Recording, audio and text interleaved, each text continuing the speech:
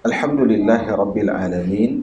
Wassalatu wassalamu ala nabiyyina Muhammadin asyrafil anbiya'i wa afdalil mursalin wa imamil muttaqin wa ala alihi wa ashabihi wa tabi'in.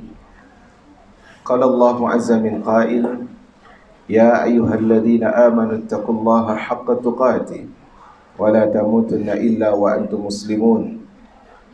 Fa inna asdaqal hadithi kitabullah wa khairal hadi hadi Rasulillah sallallahu alaihi wasallam, syarrul umuri muhdatsatuha, fa inna kulla muhdatsatin bid'ah wa kulla bid'atin dhalalah wa kulla dhalalatin finnar. Masyarul muslimat yang Allah muliakan, kita aturkan puji dan syukur dan sanjungan kepada Rabbul Alamin atas segala nikmat. Di dalam karunia, di dalam nikmat dan musibah ada nikmat. Di dalam hal yang kita suka dan yang kita benci ada nikmat. Karena Allah Subhanahu wa taala Ar-Rahman Ar-Rahim, Al-Hakim. Karena itu kita selalu bersyukur kepada Allah. Dan di antara nikmat Allah kepada seorang hamba adalah ketika Allah tidak memerintahkan atau tidak mewajibkan kepada hamba itu untuk menghitung nikmat. Seandainya di antara ibadah ada perintah untuk menghitung nikmat, maka kita mungkin tidak akan bisa salat, karena untuk menghitung nikmat saja kita tidak akan tuntas. Tetapi Allah hanya memerintahkan kita bersyukur, dan masih ada kesempatan untuk menjadi hamba yang bersyukur. Semoga Allah menjadikan kita golongan hamba-hambanya yang pandai bersyukur. Masyarul muslimat yang Allah muliakan, kemarin kita bacakan kaidah kelima tentang kaidah dari nama-nama Allah.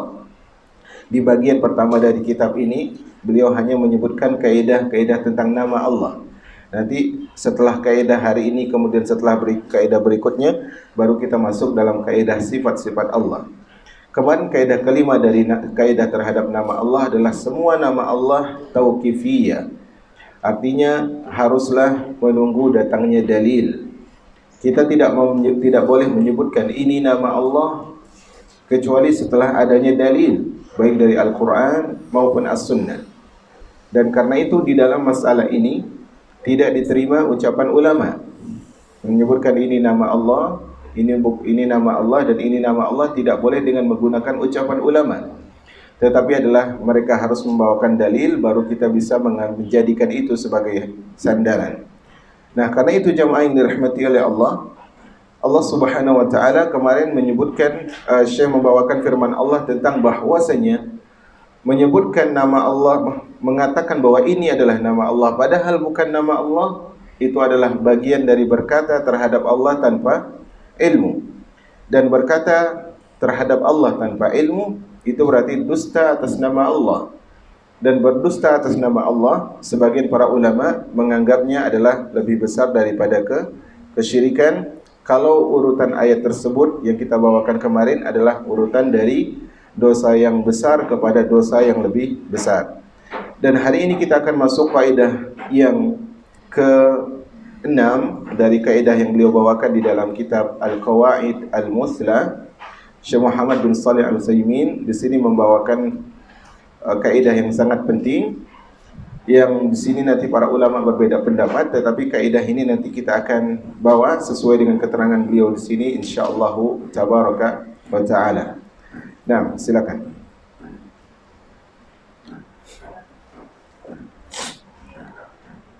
Kaidah ke-6. Asma Allah Subhanahu wa taala tidak terbatas pada bilangan tertentu. Berdasarkan pada sabda Rasulullah sallallahu alaihi wasallam dalam hadis masyhur, "Al-Qur'an bikulli musyawarah sampai tadihi nafsat anzal bahi kitabih Allah lahu ahadun min khalqi faustazar tadihi fi ilmi ghaib indah." Aku memohon kepadamu dengan seluruh asma-Mu yang telah Engkau namakan untuk dirimu, atau Engkau turunkan dalam kitab-Mu, atau Engkau ajarkan kepada seseorang di antara makhluk-Mu, atau masih dalam rahasia ghaib padamu yang hanya Engkau sendiri yang mengetahuinya.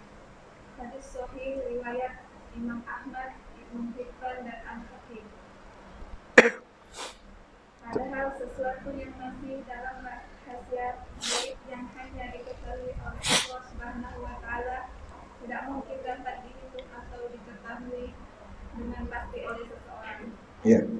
Kaidah yang keenam, di sini disebutkan asma'ullah ta'ala ghairu mahsurah bi adadin muayyan. Nama-nama Allah itu tidak terbatas dengan jumlah bilangan tertentu. Kaidah yang keenam, bahwasanya nama-nama Allah itu tidak terbatas dengan jumlah bilangan tertentu. Di situ poinnya adalah tidak terbatas. Tidak terbatas artinya tidak disebutkan nama Allah sekian, nama Allah sekian, nama Allah sekian, tidak. Di sini Syekh rahimahullahu taala membawakan firman Allah atau sabda Rasul sallallahu alaihi wasallam yang diriwayatkan oleh Imam Ahmad, Imam Ibn Hibban, Imam Al-Hakim dan Syekh Ibn Utsaimin, pengarang buku ini, mengatakan bahwa hadis ini adalah hadis sahih. Yang mana lengkap hadis itu adalah berbunyi,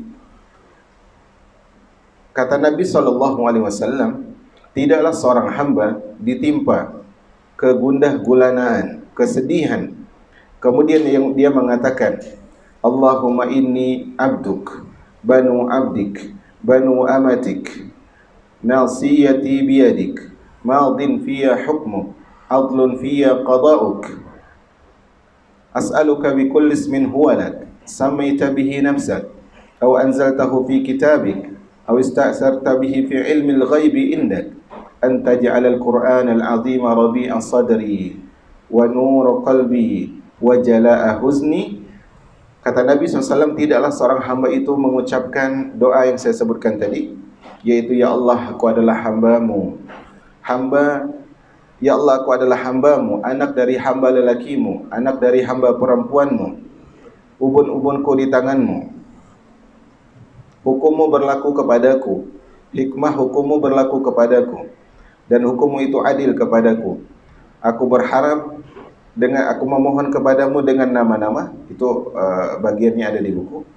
Aku memohon kepadamu dengan nama-nama, bikulli ismin huwa lak, nama yang pantas bagimu, samaita bihi nafsak, kau namakan dirimu dengan nama itu, au 'allamtahu ahadan min khalqik, atau kau ajarkan kepada seorang dari hambamu, au anzaltahu fi kitabik, atau kau turunkan di kitabmu, au ista'sarta bihi fi ilmil ghaibi indak, atau ilmu yang kau rahsiakan di ilmu gaibmu, engkau menjadikan Al-Quran penyejuk hatiku, cahaya bagi jiwaku, dan juga penghilang dari kesedihanku. Kata Rasulullah, tidaklah seorang membaca doa ini kecuali Allah hilangkan kesedihannya. Hal ini kita harus buktikan bahwasanya apa yang disabdakan oleh Rasul itu pasti. Ummu Salamah memiliki suami yang sangat baik, yaitu Abu Salamah radhiyallahu taala anhuma, yang wafat setelah terkena luka di perang Uhud. Dan selalu Ummu Salamah menyebutkan bahwasanya Abu Salamah adalah lelaki terbaik. Tidak ada yang dia temui dari Abu Salamah kecuali kebaikan. Kemudian akhirnya setiap yang bertemu akan berpisah, yang hidup akan mati, dan Allah mentakdirkan Abu Salamah yang meninggal duluan. Dan Ummu Salamah ini sebelum suaminya meninggal, dia janji jiwa itu minuman ya. Janji setia. Ada-ada aja ya minumannya. Dia janji setia kepada suaminya saat suaminya masih sakit. Marilah kita berjanji. Artinya ini suaminya masih sakit tapi belum sakit sakarat maut ya. Marilah kita berjanji, kalau aku meninggal duluan, engkau tidak menikah lagi setelahku. Kalau engkau meninggal duluan, aku tidak menikah lagi dengan siapapun.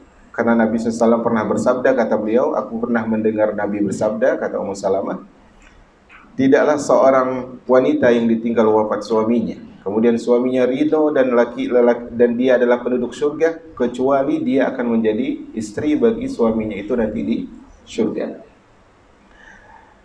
Ini permintaan siapa? Ummu Salamah. Tetapi Abu Salamah bilang, Abu Salamah cerdas juga orangnya.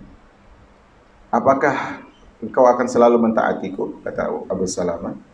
Maka Ummu Salamah mengatakan, tentu. karena dia melihat suaminya orang yang sangat baik.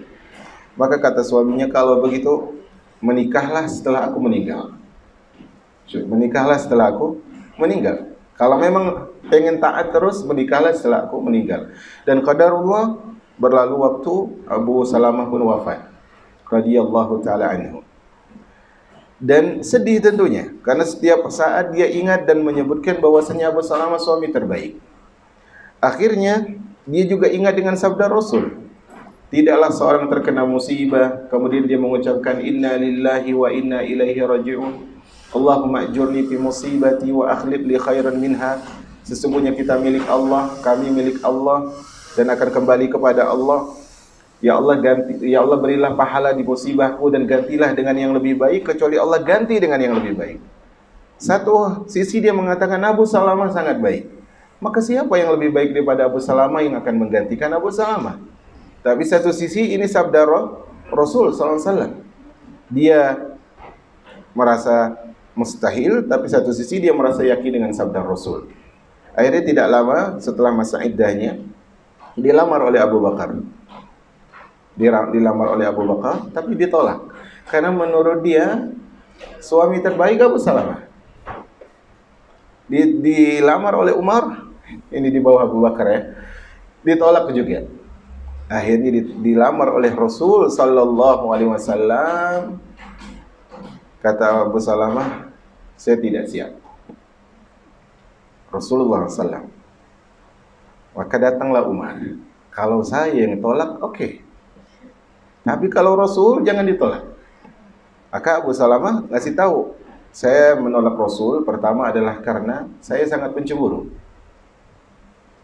Kemudian yang kedua adalah saya itu punya banyak anak dan sudah bukan muda lagi. Artinya perlu pengasuhan begitu kepada anak-anak.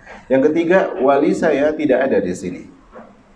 Maka kata Rasul, adapun cemburumu aku akan berdoa semoga Allah menghilangkan. Setelah itu Ummu Salamah menjadi istri Nabi SAW yang sangat tidak pencemburu kepada istri yang lain, seperti halnya Saudah. Kemudian adapun tentang anak, kata Rasulullah, sama, aku juga punya anak banyak dan anakmu adalah anakku. Adapun walimu, tidak mungkin ada orang yang menolak putrinya menikah dengan Rasulullah SAW. Akhirnya adalah menikah Rasulullah dengan Ummu Salamah. Intinya Ummu Salamah membuktikan doa Rasul sallallahu alaihi wasallam. Nah, berkenaan dengan hadis ini, Nabi SAW mengatakan siapapun yang berdoa dengan doa seperti ini dan hatinya saat itu gundah dan gulana dan sedih, melainkan Allah akan hilangkan kesedihannya. Itu poin tambahannya. Baik, judul kita tadi adalah semua nama Allah, nama-nama Allah itu tidak terbatas. Nah, poinnya adalah pada kata awista'zarta bihi fi ilmil ghaibi indak. Di situ kasih poin besar, kasih tandanya. Awista'zarta bihi fi ilmil ghaibi indak. Atau nama-namamu yang engkau sembunyikan di dalam ilmu gaibmu, atau nama-namamu yang engkau rahasiakan di ilmu gaibmu. Itu poinnya ya. Taib tadi judulnya adalah nama-nama Allah itu tidak terbatas. Di sini Rasulullah mengatakan berdoa, as'aluka bikulli ismin huwa lak. Ya Allah, aku berdoa kepadamu dengan nama yang pantas bagimu, samaita bihi nafsak, yang nama itu engkau namakan dirimu dengan nama-nama itu. Au anzaltahu fi kitabik, atau yang engkau turunkan di kitabmu, dan juga nama yang engkau allamtahu ahadan min khalqi, kau ajarkan kepada salah seorang dari hambamu. Dari sini berarti apa? Dari sini adalah samaita bihi nafsak, nama yang Allah namakan dengannya dirinya, itu bisa kita baca di dalam Al-Quran dan juga hadis. Tetapi au anzaltahu fi kitabik, atau nama yang kau turunkan di kitabmu, Zabur, Taurat, kita belum baca. Kita tidak tahu nama-nama Allah yang disebutkan di sana. Au allamtahu ahadan min khalqik, atau nama yang kau ajarkan kepada seorang dari hamba-hambamu, kita tidak tahu nama yang Allah ajarkan tentang dirinya kepada malaikat. Berarti di situ ada nama Allah yang kita tidak ketahui, tapi hamba yang lain mengetahui. Yang terakhir, atau nama dan nama yang engkau sembunyikan di ilmu gaib. Berarti di sini selain kita, Rasul pun tidak tahu. Nah, kalau ada nama Rasul yang tidak tahu, berarti di sana ada nama yang tidak bisa kita sebutkan jumlahnya. Di sini beliau sebutkan terakhir. Beliau sebutkan terakhir adalah apa yang Allah sembunyikan di ilmu gaibnya tidak mungkin bagi seorang pun untuk membatasinya. Tidak bisa kita sebutkan nama Allah itu 100. Kenapa? Karena ada nama yang Allah rahasiakan. Yang namanya rahasia apakah ketahuan atau tidak? Apalagi yang merahasiakan adalah Allah. Kita tidak boleh sebut nama Allah itu 1000. Kita tidak boleh sebut nama Allah itu 4000. Kita tidak boleh sebut nama Allah itu 99. Tidak boleh. Karena Rasulullah telah menyebutkan di dalam doa ini adalah di sana ada nama yang Allah sembunyikan di ilmu gaib Allah Subhanahu wa taala. Nah, dalam hal ini apakah nama Allah ada batasnya ataukah tidak? Itu para ulama dua pendapat. Pendapat yang pertama, dan itu pendapat jumhur, mayoritas ulama, adalah nama-nama Allah itu tidak terbatas. Nama-nama Allah itu tidak terbatas. Pendapat yang kedua adalah menyebutkan nama-nama Allah itu ada bilangan terbatas. Di antara mereka ada yang menyebutkan jumlahnya 99. Di antara mereka ada yang menyebutkan jumlahnya 100. Di antara mereka ada yang menyebutkan jumlahnya 1000. Di antara mereka ada yang menyebut jumlahnya 4000. Yang penting pendapat kedua ini menyebutkan jumlahnya bisa dihitung. Artinya tidak terbatas. Nah, tetapi pendapat yang paling kuat adalah nama-nama Allah tidak terbatas. Dalil pertama adalah doa ini. Itu hadis yang diriwayatkan oleh Imam Ahmad, Ibnu Hibban, wal Hakim, dan hadisnya kata Syekh Ibnu Utsaimin sahih. Tetapi wallahu a'lam bissawab, ada pendapat yang lain mengatakan hadis ini dhaif. Hadis ini lemah. Karena di sana ada perawi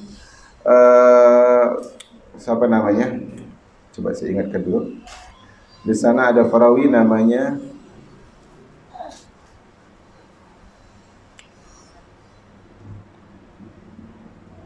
siapa ya? Saya lupa. Abu Salamah Al-Juhani atau siapa gitu. Dia itu meriwayatkan dari Al-Qasim bin Abdurrahman bin Abdullah bin Mas'ud.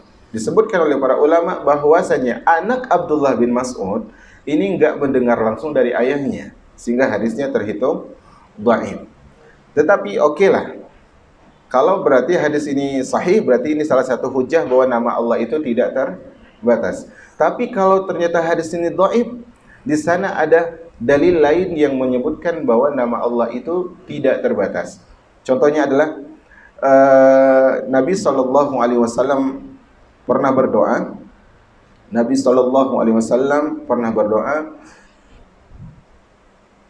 Di dalam doanya, Allahumma inni a'udzubika biridhaka min sakhatik. Ya Allah, aku berlindung kepadamu dengan ridhamu dari amarahmu. Wa bi mu'afatika min uqubatik, dari afiatmu, dengan afiatmu aku berlindung dari hukumanmu. Wa bika minka, dan aku berlindung kepadamu melalui dirimu. La, kata Nabi sallallahu alaihi wasallam, la uhsi sana'an alaik. Di sini poinnya. Aku tidak bisa mencapai tujuan dalam memuji kepadamu. Artinya adalah aku tidak bisa memuji kepadamu dengan setuntas-tuntasnya.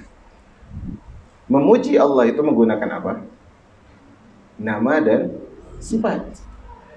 Karena kalau kita memuji Allah, kita sebut Allah Al-Alim, Allah Ar-Rahim, Allah Al-Hakim, Allah Al-Ali, kan begitu. Kita sebut nama Allah. Contohnya kita sebut juga memuji seseorang. Orang itu adalah dermawan, orang itu adalah ramah, kan begitu. Di antara memuji Allah adalah dengan nama-namanya. Di sini Rasulullah sebutkan la uhsi sana'an alaik. Aku tidak bisa memujimu dengan apa yang kau inginkan. Artinya apa? Di sana ada nama-nama Allah yang tidak bisa disebutkan oleh Rasul karena Rasul tidak tahu.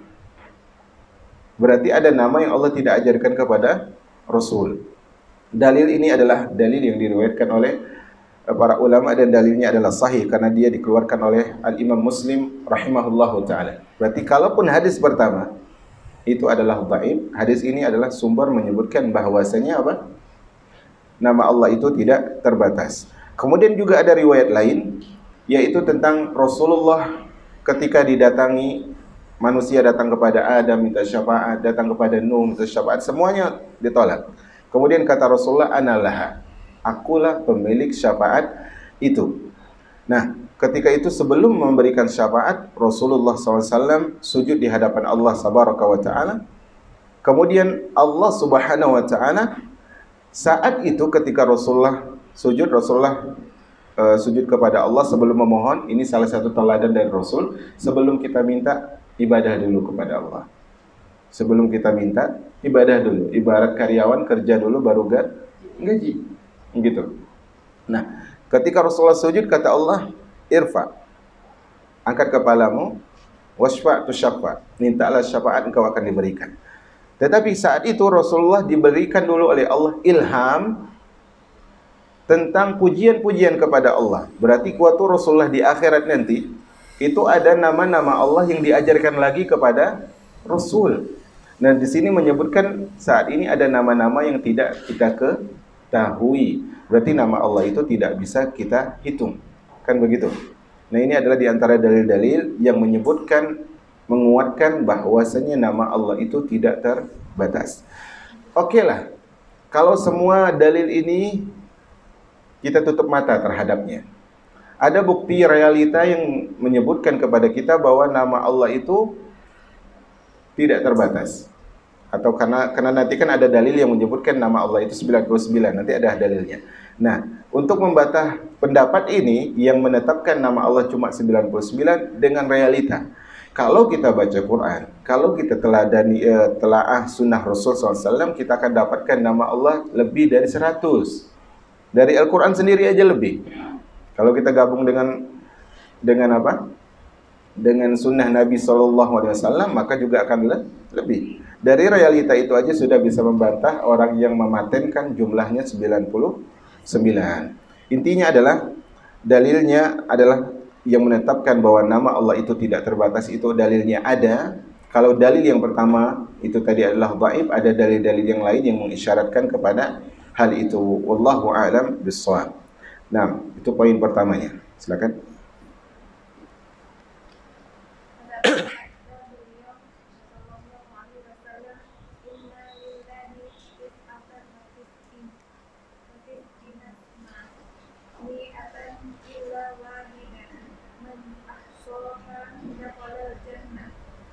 Sesungguhnya bagi Allah 99 asma 100 kurang 1. Barang siapa yang dapat menghitungnya, maka ia masuk surga. Hadis ini tidak menunjukkan bahwa asma Allah hanya sejumlah 99 itu saja. Andai kata maksud hadis ini demikian, tentu susunan kalimatnya semisal ini. Inna asma Allah bid'atun wa bid'un nasma man ahsaha dakhala jannah. Sesungguhnya asma Allah itu ada 99 asma. Barang siapa dapat menghitungnya, maka dia masuk surga. Pengertian hadis di atas bahwa jumlah 99 asma yang disebutkan ini, siapa yang dapat menghitungnya, maka dia masuk surga. Maka kalimat man ahsaha dakhala jannah merupakan kalimat pelengkap, bukan kalimat terpisah dan berdiri sendiri. Sebagai contoh seperti ini, bila Anda mengatakan, saya punya uang 100 dirham yang saya persiapkan untuk sedekah, berarti bisa saja Anda mempunyai dirham lainnya yang tidak Anda siapkan untuk sedekah. Tidak benar adanya penyusunan asma Allah berasal dari Nabi Sallallahu Alaihi Wasallam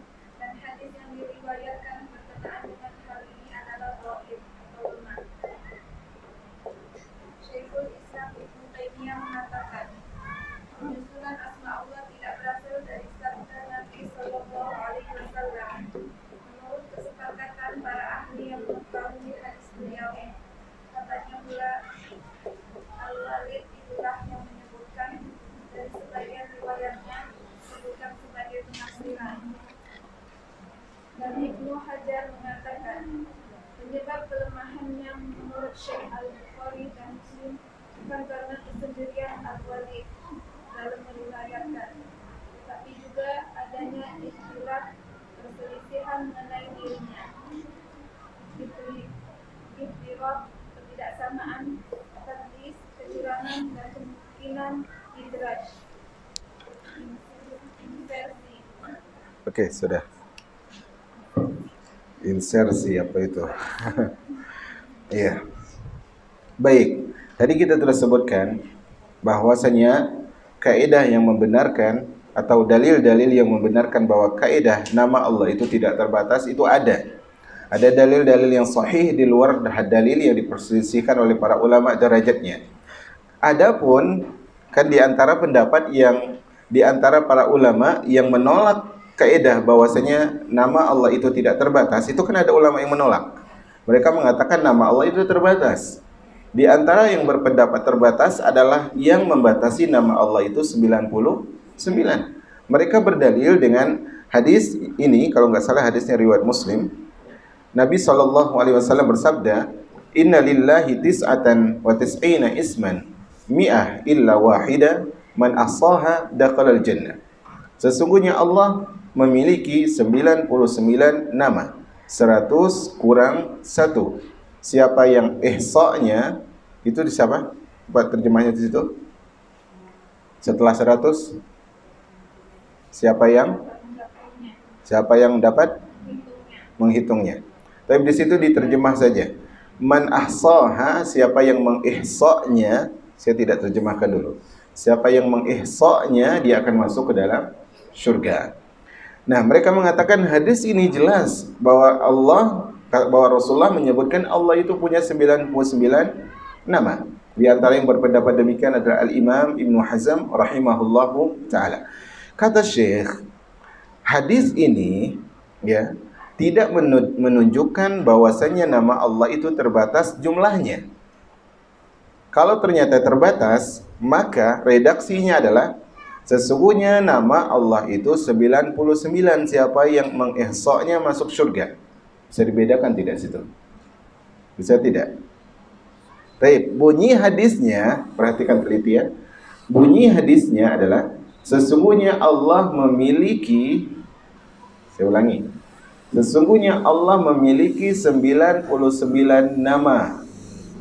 100 kurang 1, siapa yang mengihsa'nya akan masuk surga. Itu kan bunyi hadisnya, sesungguhnya Allah memiliki sekian nama. Nah, kata Syekh ini tidak menunjukkan bahwa nama Allah itu terbatas 99. Kalau terbatas, redaksinya bukan begitu. Bukan sesungguhnya Allah memiliki sekian nama, bukan. Tetapi redaksinya adalah sesungguhnya nama Allah sekian. Bisa dibedakan tidak? Bisa ya? Karena di situ disebutkan di hadis sesungguhnya Allah memiliki 99 nama, 100 kurang 1, siapa yang mengihsa'nya masuk surga. Kalau pembatasan, itu redaksinya sesungguhnya nama Allah itu 99. Siapa yang mengihsa' masuk surga. Dari terjemahannya bisa ya. Dari tekstualnya saja sudah nampak. Taib, itu satu. Dari sisi kedua, kita lihat. Kalau dalam bahasa Arab, itu kata itu sebenarnya dibagi dua dalam hadis itu. Inna lillahi tis'atan wa tis'ina isman mi'ah illa wahida. Di sini ana tulis. Pertama, sesungguhnya Allah memiliki 99 nama, 100 kurang 1. Itu bagian pertama. Nah, bagian pertama. Ternyata hadis ini belum lengkap. Kalau ternyata hadis ini lengkap, bisa jadi maknanya benar. Allah cuma punya 99 nama. Kalaupun itu kita patenkanlah ucapan mereka. Tapi sayangnya hadisnya ada sambungan. Yang mana 99 ini siapa yang menghisoknya masuk surga. Yang 99 ini yang dijamin siapa yang menghisoknya masuk surga. Bukan berarti tidak ada nama lain. Paham di sini ya? Baik, contohnya nanti beliau akan sebut contoh. Kata beliau, sesungguhnya makna hadis ini adalah sesungguhnya bilangan di hadis ini adalah siapa yang mengihsa'nya masuk surga, itu adalah artinya adalah jumlah siapa yang mengihsa'nya masuk surga itu penyempurna dari Jumlah itu kalimat. Kalimat siapa yang menginsoknya masuk surga itu adalah ini. Siapa yang menginsoknya masuk surga itu penekan dari kata sebelumnya. Artinya 99 ini siapa yang menginsok dia akan masuk surga. Maksud beliau apa? Yang dijamin masuk surga apabila menginsoknya adalah cuma 99. Tapi bukan berarti tidak ada nama yang lain. Contohnya adalah tadi kalau dari segi dalil sudah jelas ya, kita kan sebutkan dari dalilnya bahwa itu tidak terbatas. Ya. Contohnya ada kata beliau apabila seorang mengatakan, engkau mengatakan, aku memiliki 100 dirham yang aku persiapkan untuk sedekah. 100 dirham. Aku memiliki 100 dirham yang aku persiapkan untuk sedekah. Maka ini tidak menghalang kemungkinan engkau punya dirham yang lain yang tidak diperuntukkan untuk sedekah. Dia punya 100 dirham ini untuk disedekahkan saja. Yang lain mungkin bukan untuk sedekah, tapi untuk nafkah, tapi untuk ini dan itu. Bisa ya? Sama misalnya kita sebutkan, saya memiliki pakaian yang saya peruntukkan untuk lebaran. Saya memiliki 2 pakaian yang saya persiapkan untuk Idul Adha dan Idul Fitri. Apakah dia cuma punya 2 pakaian? Tidak. Tapi 2 pakaian ini cuma untuk hari raya, yang lain untuk hari-hari yang lain. Begitu ya? Bisa di sini? Ya. Dan beliau sebutkan bahwasanya penetapan bahwasanya nama Allah itu terbatas, itu semua dalilnya dhaif. Semua dalilnya dhaif. Nanti ada dalil yang menyebutkan Allah itu memiliki 99 nama, 100 kurang 1, siapa yang mengihsoknya masuk surga. Ihsoknya kita tunda nanti ya. Tafsir dari ihsok kita tunda.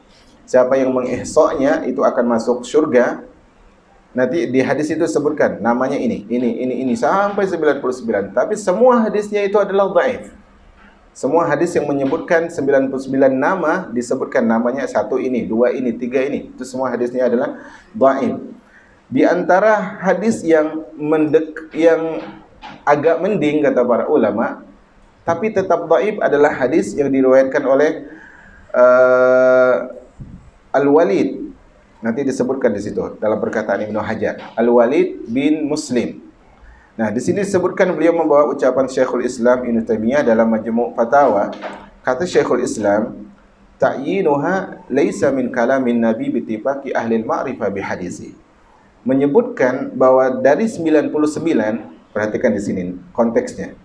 Menyebutkan kan hadis yang sahih itu adalah Allah memiliki 99 nama. Tapi hadis sahih ini tidak menyebutkan yang 99 ini namanya apa saja.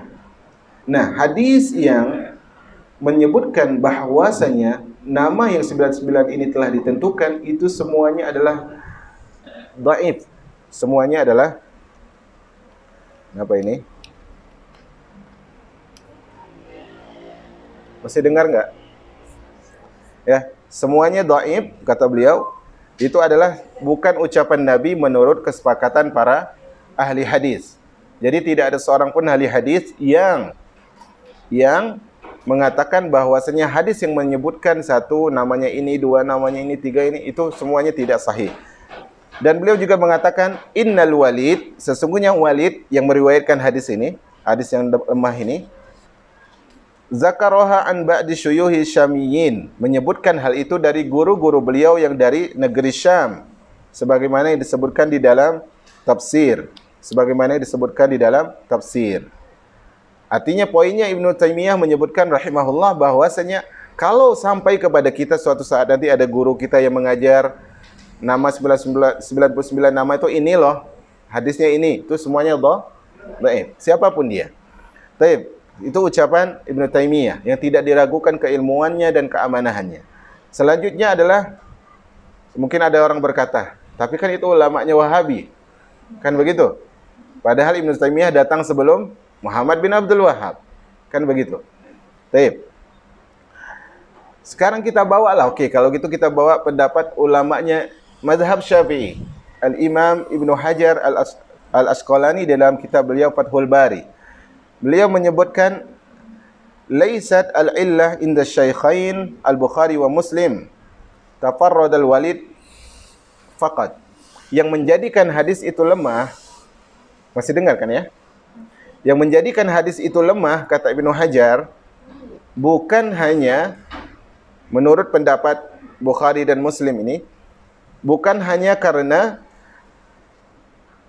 Al-Walid ini meriwayatnya sendirian. Jadi di antara sebab hadis itu dhaif adalah bersendirinya seseorang yang dicurigai dalam meriwayatkan hadis.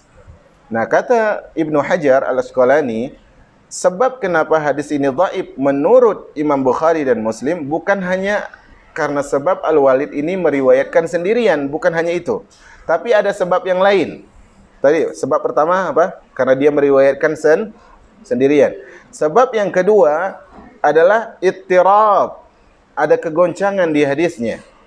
Ada kegoncangan. Pertama, sanadnya bermasalah. Kedua, matannya ketika dia menyebutkan namanya ini, nama Allah ini, nama Allah ini. Di situ ada kegoncangan. Kegoncangannya apa? Kegoncangannya adalah karena kalau diteliti, kata para ulama, di antara nama yang disebutkan oleh Al-Walid di dalam hadis itu, ada yang tidak pantas jadi nama Allah. Ada yang tidak pantas jadi nama Allah. Kaget saya. Ya. Nah, paham di sini ya? Berapa tadi sebab dia itu tidak diterima hadisnya? Berapa semuanya? Kok jadi 5? 4 ya. 4, kita telah sebutkan 2. Beliau di sini Ibnu Hajar menyebutkan 4. Ya, menyebutkan 4. Pertama adalah dia bersendirian dalam meriwayatkan hadis. Dan kata para ulama, enggak apa-apa ya, tanpa mic ya. Nah, kata para ulama, Al-Walid ini kalau dia meriwayatkan hadis sendirian, hadisnya lemah. Baik. Berarti alasannya hadis ini lemah pertama adalah karena tidak ada periwayat lain selain Al-Walid, yaitu Al-Walid bin Muslim. Itu alasan pertama. Alasan kedua adalah karena matan hadis, matan itu isi hadis. Isi hadis itu kalau kita perhatikan nanti dia menyebutkan nama Allah ini. Di antara nama itu ada yang tidak pantas jadi nama Allah. Maka nama yang tidak pantas jadi nama Allah kok Rasulullah bersabda, kan begitu? Padahal Rasulullah tidak mungkin menamakan Allah dengan nama yang tidak pantas. Berarti hadisnya goncang. Artinya nggak stabil gitu. Itu alasan kedua. Kenapa hadis itu dhaif? Alasan ketiga adalah tadlis. Tadlis itu adalah Al-Walid bin Muslim ini punya kebiasaan menyamarkan hadis. Contohnya begini, menyamarkan. Misalnya adalah saya punya ustadz. Contohnya adalah ustadz saya adalah contohnya Ustadz Rizal Juliar ya, saya pakai nama ustadz saya adalah Rizal. Kemudian ustadz saya mendengarkan dari syekhnya, mungkin nama syekhnya adalah Saleh, kan begitu ya? Berarti saya mendengar dari siapa? Rizal, kan begitu? Kemudian Ustadz Rizal mendengar dari Syekh Saleh, kan begitu ya? Maka saya katakan telah mengabarkan karena saya mengetahui, tapi nggak enak pula guru saya diomongin ya. Ya udahlah ganti aja. Misalnya saya meriwayatkan dari Umar. Ada orang namanya Umar ini meriwayatkannya dari Ahmad misalnya. Nah, saya tahu bahwasanya Umar ini menurut pendapat ulama lain itu nggak diterima hadisnya. Maka supaya hadis, padahal menurut saya dia ini perawi kuat, menurut ulama lain lemah si Umar ini. Maka agar hadis ini diterima, saya tidak mengatakan saya meriwayatkan dari Umar, dari Ahmad, tidak. Tapi saya meriwayatkan dari Ahmad. Saya loncat di si Umar. Di sini, ini adalah namanya mengaburkan, menyamar-nyamarkan. Bisa di sini ya. Jadi seolah-olah hadis ini sahih padahal ada rawi yang tertuduh yang tidak disebutkan namanya. Bisa ya di sini ya? Bisa tidak? Ini namanya tadlis. Tadlis artinya ada menyamarkan hadis, Itu alasan ketiga. Alasan keempat adalah mudraj atau idraj. Idraj itu adalah sabda Nabi yang disambung bukan dengan sabda Nabi. Maksudnya bagaimana? Ada sabda Nabi yang sahih, kemudian ditambah ucapannya dengan apa? dengan yang bukan ucapan Nabi. Harusnya sabda Nabi itu udah putus sampai situ. Contohnya adalah hadis tentang ini. Contohnya Rasulullah kan sahih bersabda, Allah punya 99 nama. 100 kurang 1, siapa yang mengesoknya masuk syurga. Ini hadisnya sahih atau tidak? Sahih, ini sabda nabinya, ini ucapan Nabi. Tapi datang Al-Walid bin Muslim ini menambahkan namanya 1 ini, 2 ini, 3 ini sampai 99. Tambahan ini namanya idraj karena ini bukan ucapan Nabi. Bisa di sini? Dengan 4 alasan ini ulama menyebutkan dia adalah perawi yang dhaif, maka dia apa? Kalau dia sendiri dia dhaif, maka hadisnya pun menjadi hadis yang dhaif. Bisa di sini ya? Bisa ya?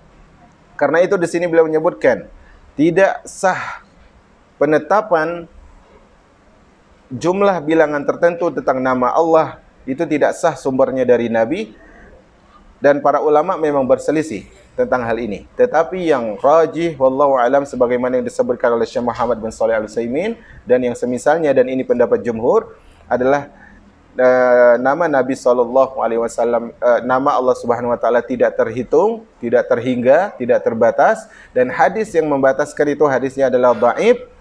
Kemudian Syekh mengatakan, saya bacakan aja ya, ini banyak sekali soalnya.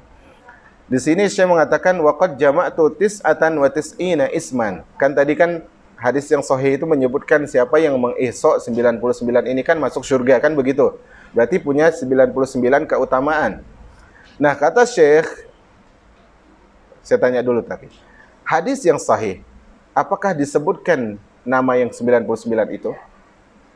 Yang sahihnya ada atau tidak? Tidak. Yang menyebutkan derajat hadisnya diterima tidak? Jawabannya sama padahal. Saya ulangi ya.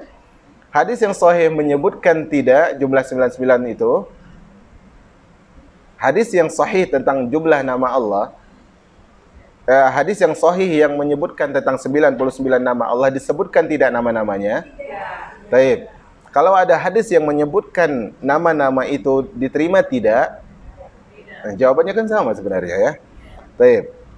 Kemudian kata Syekh, saya telah berusaha mengumpulkan 99 nama yang menurutku itu adalah nama Allah. Aku ambil dalil dari Al-Quran dan Sunnah. Kemudian beliau sebut, beliau di sini mulai dengan huruf abjad ya. Bukan dengan huruf abjad, dengan huruf hijaiyah. Yaitu dimulai dengan hamzah, kemudian ba, kemudian ta dan seterusnya. Pertama adalah, saya bacakan ya secara cepat.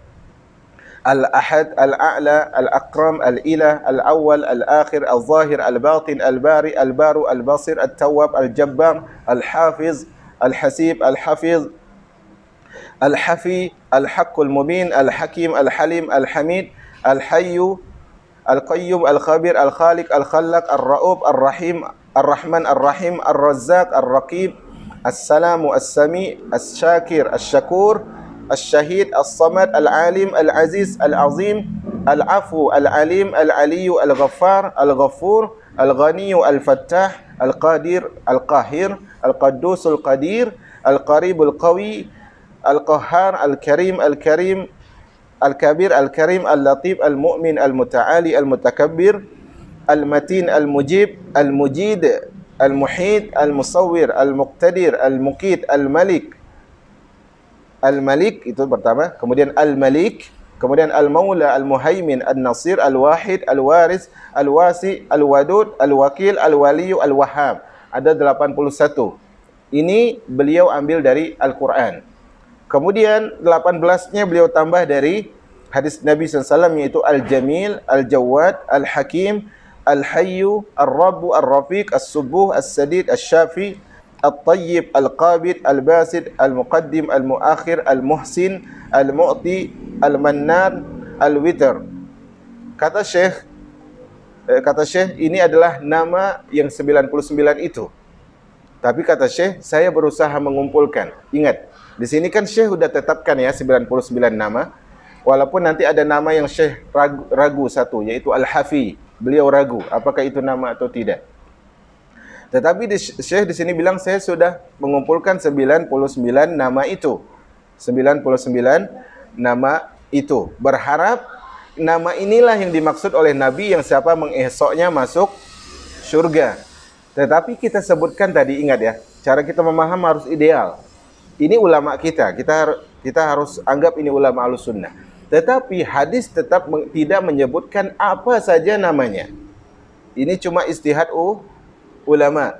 Bisa jadi nama yang beliau sebutkan ini benar, bisa jadi salah.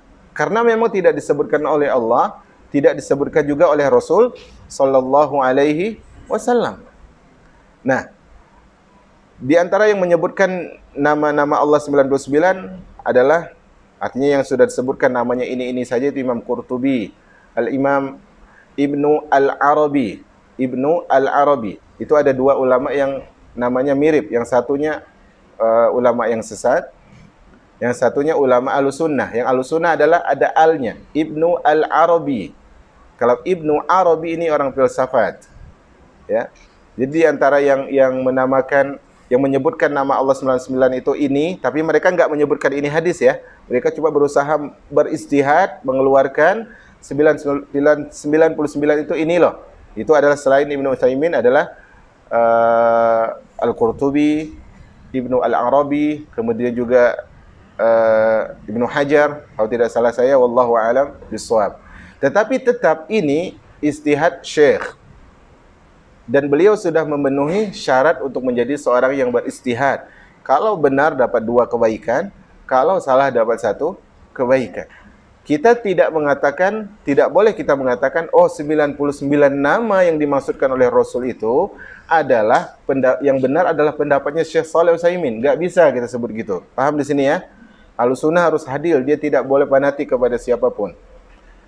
Tidak boleh juga kita sebut, oh yang benar adalah bukan Syekh Utsaimin, tapi nama yang dibuat oleh Imam Qurtubi. Enggak bisa juga. Karena memang tidak disebutkan oleh Allah, enggak disebutkan oleh Rasul. Yang jelas ini adalah istihad beliau. Adapun apa makna dari nama-nama ini nanti kita akan bahas di kitab kedua insyaallah setelah kitab ini habis, kalau Allah mudahkan bagi kita. Baik.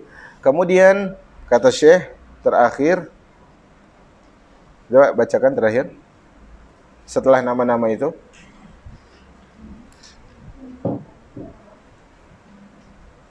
Ini yang kami pilih.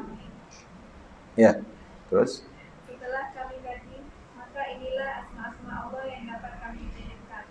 80 asma tersebut ada dalam Al-Quran dan 18 asma lainnya ada dalam As-Sunnah. Meski kami masih mempunyai keraguan dalam mencampurkan al-Kati karena disebutkan secara spesifik dalam firman Allah tentang Nabi Ibrahim. Innahu kana bi hafizia. Sesungguhnya dia sangat baik kepada surat Maryam ayat 77. Begitu pula Al-Muhsin, karena kami belum menelaah lagi kondisi riwayatnya dalam riwayat Al-Tabrani, tetapi telah dicantumkan oleh Syekhul Islam termasuk asma Allah. Dan antara asma Allah ada yang berbentuk mufrad seperti Malikal Mulk wal Jalal wal Ikram, raja pemilik kebesaran dan kemuliaan. Terus itu aja. Berarti ada beda cetakan. Itu berarti bukan cetakan terakhir. Di sini beliau sebutkan hadza makhtarnahu bitatabbu. Inilah nama-nama 99 tadi, 88 dari Al-Qur'an, 81 dari Al-Qur'an, 18 dari hadis. Itu yang kami pilih kata Syekh menurut penelitian kami. Menurut penelitian kami. Yang mana nama yang Syekh ragui adalah Al-Hafi. Al-Hafi. Kemudian tadi di cetakan itu disebutkan nama yang Syekh ragui juga adalah Al-Muhsin. Tetapi cetakan terakhir menyebutkan bahwasanya Syekh sudah menetapkan bahwa Al-Muhsin adalah namanya bagi Allah. Syekh lebih condong kepada menyebutkan Al-Muhsin adalah namanya Allah. Sebagaimana pendapat Ibnul Qayyim rahimahullahu ta'ala. Kemudian akhirnya Syekh mengatakan apa?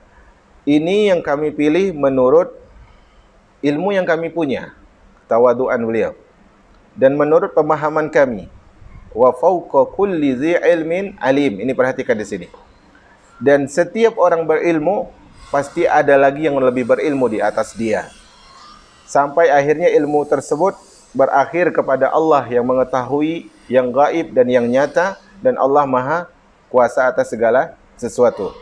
Karena itu, yang terakhir yang saya tulis di dalam moto hidup saya adalah bahwasanya saya adalah muridnya murid-murid saya. Itu moto yang sempat saya tulis akhir-akhir ini, dan itu saya tulis di status WhatsApp saya. Saya adalah muridnya murid-murid saya. Artinya apa? Tidak sedikit terkadang seorang guru dia bisa ambil faedah dari muridnya. Karena itu, hal ini adalah hal yang harus diketahui oleh semua orang. Ada kalanya orang ini paham dari segi ini, tapi sisi lain dia tidak paham. Hal itu harus disadari. Nah, di sini beliau sebutkan akhirnya semuanya adalah setiap orang berilmu, di atasnya pasti ada yang lebih berilmu, yaitu Allah Subhanahu wa ta'ala. Ini akhir dari pelajaran. Tinggal 2 pertanyaan. Pertama adalah apa arti dari ihsa? Yang di situ diterjemahkan menghitung. Sesungguhnya Allah memiliki 99 nama, 100 kurang 1, siapa yang mengihsa'nya masuk surga. Para ulama tentunya berselisih, tetapi yang dirojihkan oleh Syekh di dalam syarah beliau menyebutkan, dan juga ulama yang lain, ihsa yang dijamin masuk surga adalah mengandung 3 hal. Pertama adalah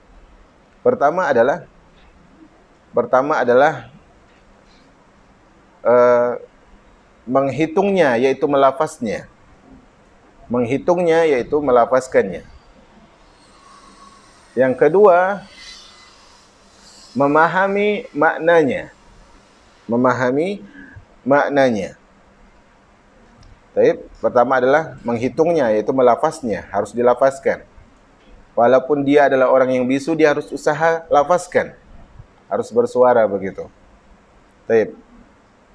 Kemudian adalah apa? Yang kedua, memahami maknanya.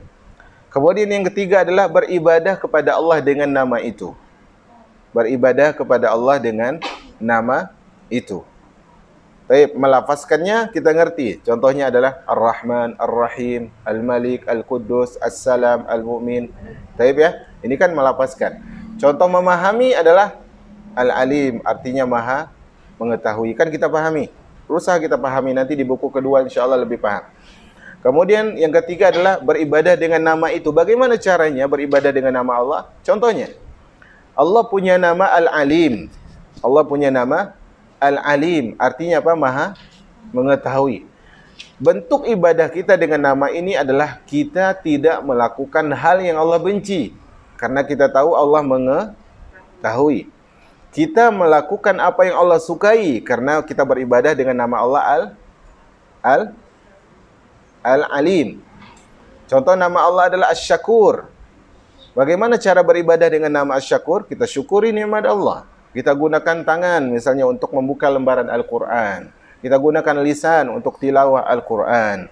Kita gunakan harta kita untuk membeli Al-Quran, untuk mewakafkan Al-Quran dan sebagainya dalam bentuk syukur. Itu ibadah kepada Allah dengan nama-namanya. Di antara ibadah kepada Allah dengan nama-namanya adalah menggunakan nama-nama tadi sebagai wasilah dalam berdoa. Dalam berdoa. Baik. Sisa satu lagi. Kenapa Rasulullah tidak sebutkan apa saja 99 nama itu? Kan begitu pertanyaannya. Padahal jaminannya apa? Masuk surga. Kan begitu.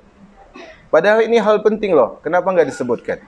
Jawabannya adalah agar pertama. Jawabannya pertama adalah agar kita sungguh-sungguh belajar. Agar kita sungguh-sungguh belajar. Kita telaah Al-Quran, kita telaah As-Sunnah, hadis Nabi SAW, kita lihat penjelasan para ulama. Itu alasan pertama. Alasan kedua adalah agar kita tidak meninggalkan nama Allah yang lain selain 99 itu. Kan kadang kita kalau udah tahu, oh nama yang dijamin itu 99 itu ini aja loh. Nama yang lain dibiarin dulu. Paham di sini ya? Agar kita enggak membaikot nama Allah yang lain. Enggak mendiami nama Allah yang lain, cuma mengamalkan 99 saja. Baik, bisa di sini? Ini sebagaimana dirahasiakannya malam Lailatul Qadar. Ada hadis menyebutkan malam 25, ada menyebutkan 23, ada yang menyebutkan 27, ada yang menyebutkan ada yang berpendapat malam genap, ada yang berpendapat malam ganjil. Kenapa enggak disebutkan? Agar 10 terakhir itu semangat terus. Nanti kalau udah dapat Lailatul Qadar, udahlah pindah shop dulu, buat kue dulu kan gitu. Akhirnya semangatnya di waktu tertentu. Padahal seorang mukmin itu dia semangatnya tidak di waktu tertentu. Kenapa? Karena ajalnya tidak menentu di mana hari dia itu nanti akan didatang oleh ajal. Dia tidak tahu, maksudnya begitu. Bisa di sini ya? Wallahu a'lam bishawab. Kita tutup dengan doa kafaratul majlis. Subhanakallahumma bihamdika asyhadu an la ilaha illa anta astaghfiruka wa atubu ilaik. Wassalamualaikum warahmatullahi wabarakatuh.